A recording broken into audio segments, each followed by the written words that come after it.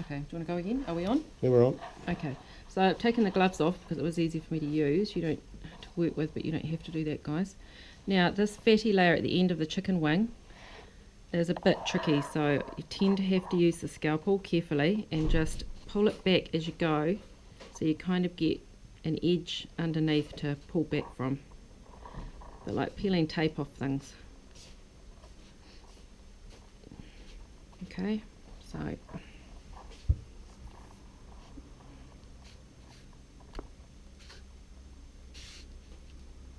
it is a bit fiddly, but just persevere with it. There you go. If you have really sharp scissors, then it might be a bit easier, but ours aren't particularly sharp at the moment. Right, now what I want to show you first is what we call an antagonistic muscle pair. Okay, so the first muscle I'm going to show you is a flexor muscle. So if I turn the chicken wing up like this, right, there's a muscle on top, so I want you to get your fingers underneath there, and you should be able to push through and separate the connective tissue off the bone and just run your finger underneath like that. Okay, so that's a bit like, if you turn the chicken wing up this way, it's a bit like your bicep. If you flex the muscle, if I pull that muscle, it's going to pull the wing in towards it. Okay, see, if I let that relax and I pull it, it's pulling the wing in. So hopefully you can see that clearly. Now, all antagonistic muscles have a partner. When this flexes, this one underneath, a bit like your tricep in your arm, this one extends. Okay, now if I pull this one in to flex, it pulls the wing out, and this one at the top extends. So we've got flex, extend, and then flex down, extend at the top. Okay, so that's how your thigh and hamstring work, that's how your biceps and triceps work in your arms. And to try and remember, think when you're flexing your muscles, to show how big your muscles are, you guys do it all the time, that's pulling your arm in. Okay, contraction. Right, now hopefully you can see this white band of connective tissue here. All right, this ties the muscle onto the bone. This is called a tendon here. And to try and remember it, tendons tie, TT, alliteration, English. They learn that in English, don't they? All right, so these tendons tie the muscle to the bone. You can see it very clearly. This one goes right over to this bone down here. Okay, and they obviously exist at the other end as well.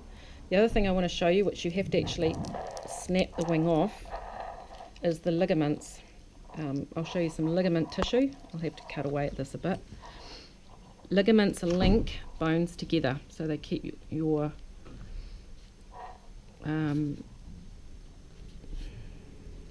they just keep your bones linked together. Joints? At the joints, yeah, they keep your joints together.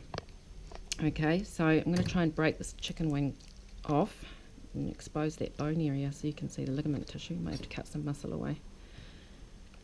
Well, might help if I had the scalpel facing the right way. Yeah.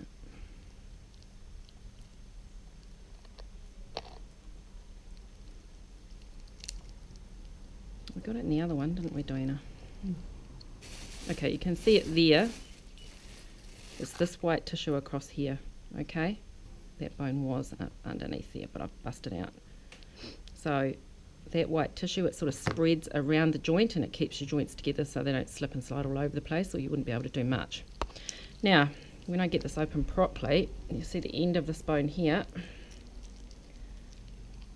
That's your cartilage between your joints, okay, so in your knee, etc.